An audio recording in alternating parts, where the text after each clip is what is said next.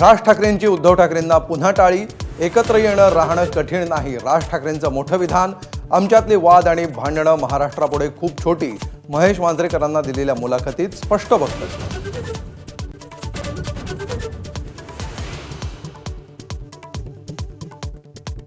राज ठाकरेंच्या टाळीला उद्धव ठाकरेंची प्रतिटाळी. माझ्याकडून भांडणं नव्हतीच, माझ्यासोबत जाऊन हित की भाजपसोबत जाऊन ते ठरवा. उद्धव ठाकरेंचं प्रत्युत्तर.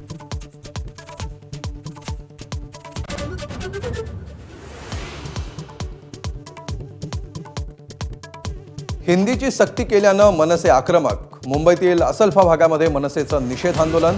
पोलिसांकडून आंदोलकांची धरपकड.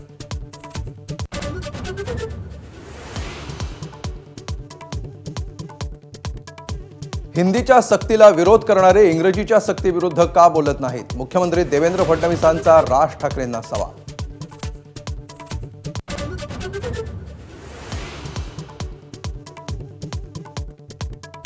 महाराष्ट्र आणि मराठीला सर्वात जास्त धोका गुजरातपासून. संजय राऊतांची जळजळीत टीका. भाजपसोबत ठरवूनच महापालिकेसाठी राज ठाकरेंचा जागर. राऊतांनी डिवचलं.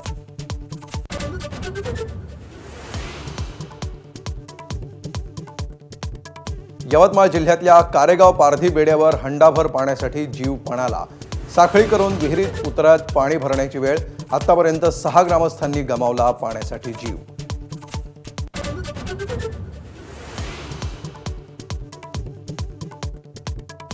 हायकोर्टाचा मनाई आदेश असतानाही मुंबईतल्या विलेपार्लेमध्ये महापालिकेनं जैन मंदिर पाडलं. जैन समाजाचं महापालिकेविरुद्ध आंदोलन.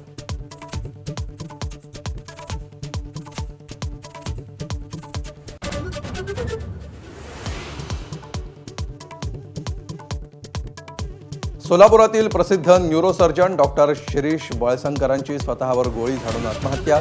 वैद्यकीय क्षेत्रात मोठी खळबळ. आत्महत्येचं कारण अद्याप अस्पष्ट.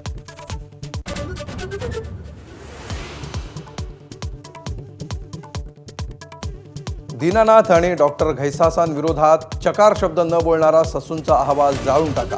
सुप्रिया सुळेंनी व्यक्त केला संताप. असा रिपोर्ट येऊच कसा शकतो असा सवाल.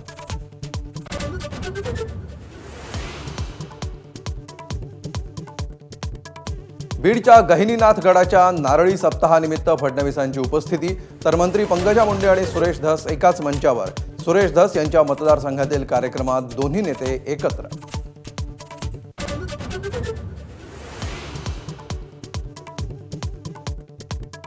एसटी महामंडळानं कर्मचाऱ्यांच्या पगारातला 1240 कोटींचा पीएफ भरलाच नाही. पीएफ न भरल्यामुळे कर्मचाऱ्यांना व्याजापोटी मिळणारे 100 कोटी बुडाले.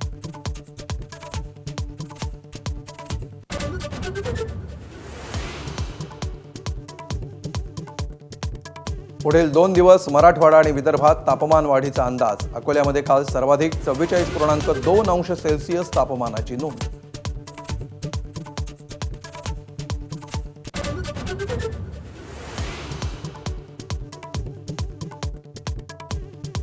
बार्शीच्या 10 जलतरणपटूंच्या भारत ते श्रीलंका दरम्यान समुद्रमार्गे पोहण्याचा पराक्रम. जलतरणपटू अवघ्या 9 ते 14 वयोगटातले. 10 पैकी 4 जलतरणपटू तर मुली.